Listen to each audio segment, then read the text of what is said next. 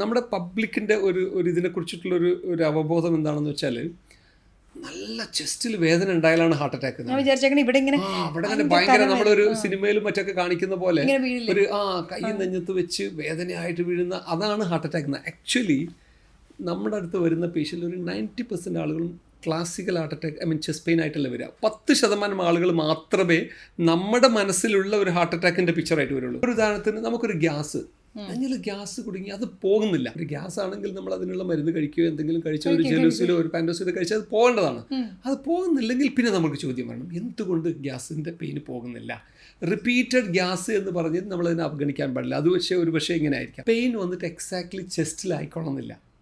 Pain actually ഒരുപാട് patients ഷോൾഡറിലാണ് pain പറയുക, കുറേ പേര് നെക്കിൽ ബാക്കിലാണ് പെയിൻ പറയുക, പിന്നെ ഒരു നല്ല സിഗ്നിഫിക്കൻറ്റ് പെർസെൻറ്റേജ് ഓഫ് പീപ്പിൾ അവർ താടിയലിലാണ് പെയിൻ പറയുക.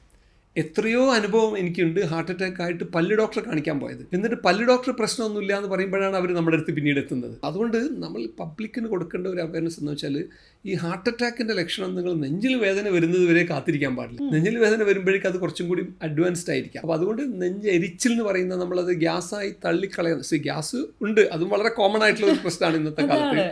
ഇതും വളരെ കോമൺ ആണ്. അപ്പോൾ അതുകൊണ്ട് അത് രണ്ടിനെയും ഡിഫറൻഷിയേഷൻ നമുക്ക് പറ്റുന്നില്ലെങ്കിൽ നമ്മൾ ഗ്യാസിനെ അവഗണിച്ചുകൊണ്ട് നമ്മൾ വെറുതെ ഇരിക്കാൻ പാടില്ല. ഒരു ECG എങ്കിലും എടുത്ത് നോക്കാം.